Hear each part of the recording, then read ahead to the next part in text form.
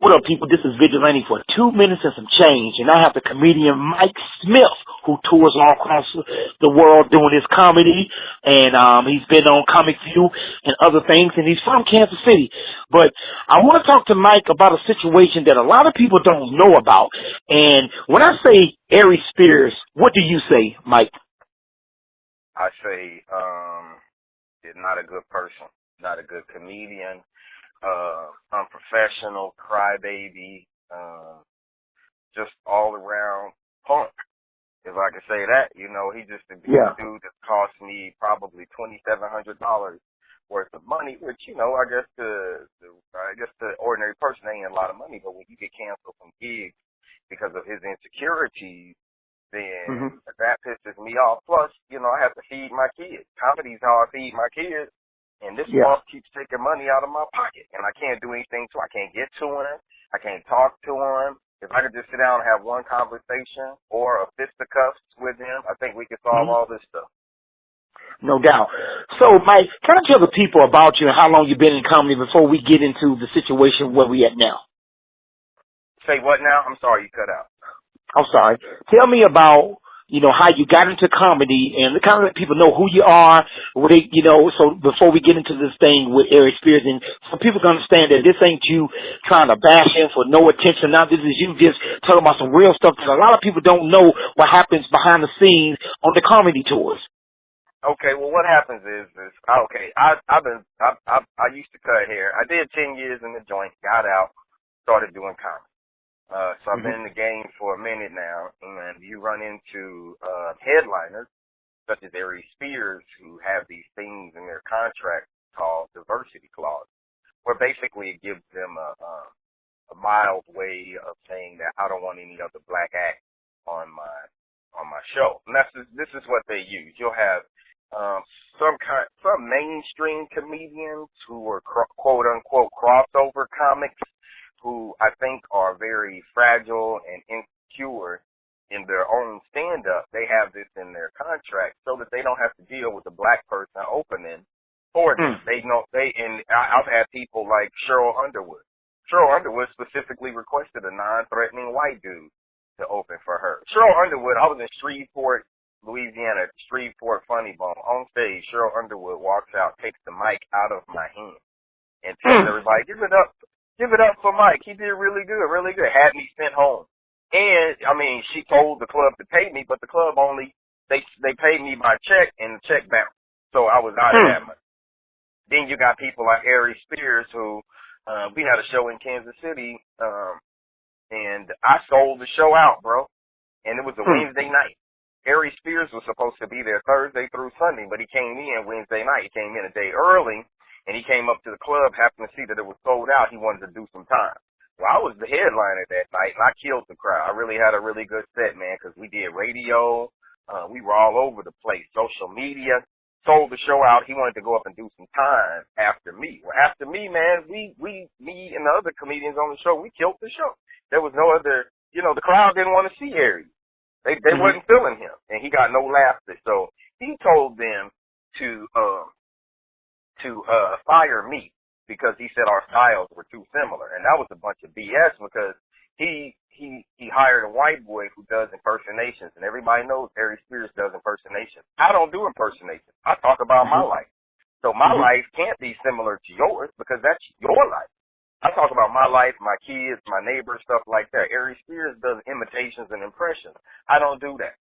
And so he had me fired from that show. And then recently, I was supposed to be doing a casino gig tomorrow night, Wednesday night, and the booker said that Aries Spears' manager wanted to see a clip of me. And I told the booker, I'm like, I already know where this is going because as soon as he sees the clip, they're going to bounce me. And, I mean, within minutes, less than 5 minutes, I emailed the booker a link to my website, MikeYouLaugh.com.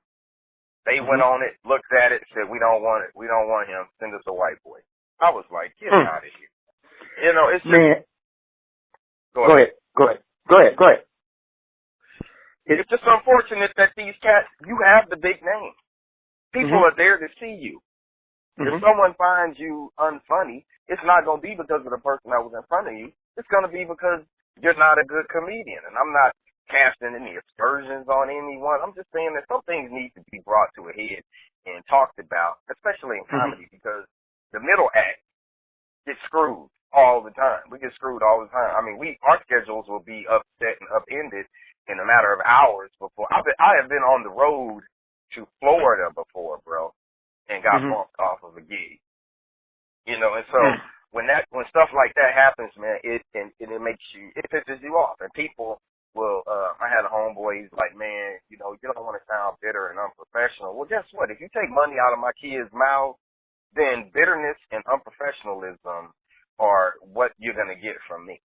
You know, because I want to kick your ass. If I could take any comedian out there who feels like, you know, that they don't want me working for them, well, let's just straight up fight it out. Let's box it out. You win, I don't bug you no more. I win, you shut up and let me earn this money that I'm getting. So, no doubt. It's just, yeah. How does it feel, man, to know that when you see that clause in there, and then it's like reverse, it's a brother that's getting you off to get the white person off? I mean, does it mess with your mind? It does. It messes with your mind and heart because you're like, I'm trying to come up. You know, I follow in the footsteps of some great comedians. And so when you see a person with a name recognition, like Aries Spears doing something like this, then you're like, man, dude. And trust me, it's not just me. I'm just telling you stuff. I'm just putting this out there because club owners and club managers won't tell you. But no club owner or club manager in the industry that I've worked in has anything good to say about Aries Spears. They're like, he's the biggest baby, big whining baby. He's just a big baby, man. He whines and whines and whines and gets his way. I remember one club, it was in Michigan. One club in Michigan sent a limo to pick him up. A limo, bro. It was a Lincoln. It was a Navigator limo to pick up Aries Spears. This dude sat at the airport and pouted because he said, "I told y'all to send me the Escalade." And he sat there until they had to find a rental company that could come up with the Escalade. I'm like, dude, and you're not drawing like that. You ain't selling tickets. 85% of his tickets are giveaways. And I'm telling you stuff that I'm not supposed to even know about the diversity clause in the contract and the fact that you don't sell no tickets, bro. I can draw like Aries Spears, bro, and that's real talk. Yeah. I agree. I've seen your show. I definitely know you're funny as hell. And it's just like I say, to see him talk about other comedians like he did. He was talking about the Keys guy. I forgot the two comedians that do the little skit together. Yeah. He talked about them, you know, because of, you know, who they attract. And lo and behold, he's got a clause trying to get and bumping you off and whoever, Lord knows whoever else off, because he's insecure and he's stopping black people from eating. To me, that's crazy. Black people from eating. It really is, bro. I mean, and you know, it's not a black or white issue about him, you know, stopping black people from eating. It's just the fact that your insecurities cause you to have another man, you know, not to eat. Another man in your profession not to eat. It's like playing on a football team and they're like, why do you draft that running back? You already got a running back. I don't want you to draft that running back. Forget him. He don't need to eat. Well, maybe that running back is earning his spot. You know, you have to let the natural course of things take their place. You have to let things take their place naturally. You can't, I'm not trying to force you out. There's plenty of room to eat. And my little 25, 30 minutes is not going to mess you up, bro. It's not. And even if it does, then guess what? At some point in time, you have to retool. You can't tell the same jokes from 2000 that you've been telling, the same DMX imitation that you do, impersonation that you do. DMX ain't went platinum in over a decade. I mean, you still trying to, you doing stuff. You're doing too much, bro. You're doing too much. You're not earning yours naturally. You're basically sending off any competition and you're using a racist type golfer to do so, and that ain't cool.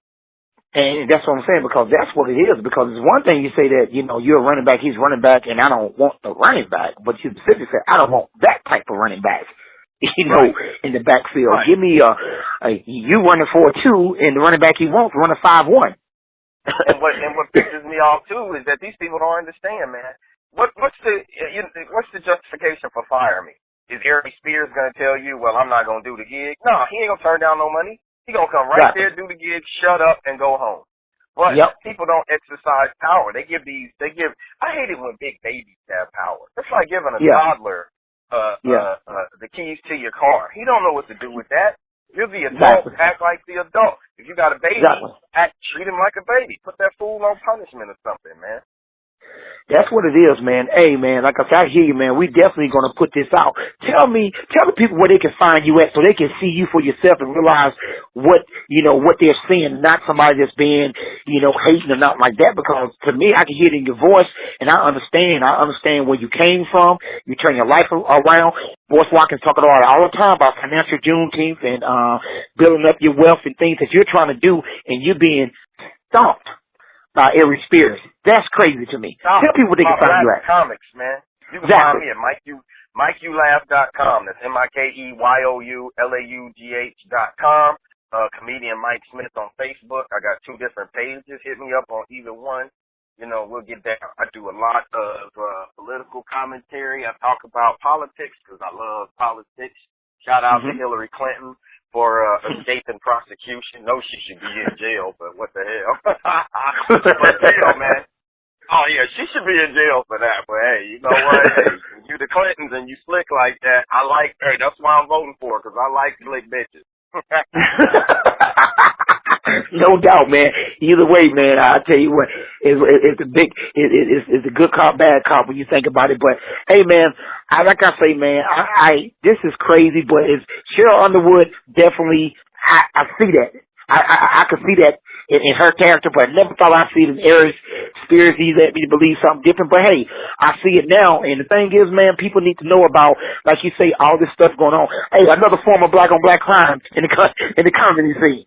Man, it costs money, man. It costs money. I mean, thank goodness that this particular booker was decent enough to say that, I'm sending you your money anyway, because I think it's a bunch of crap that he did that, and that's a stand-up booker, because sometimes, and I give shout-outs to the improv and funny bones around the country, too, because they do the same thing. If a booker, if a comedian all of a sudden don't want you, they gonna still pay you your money, because the comedy club, the comedy club and the bookers already validated your funniness.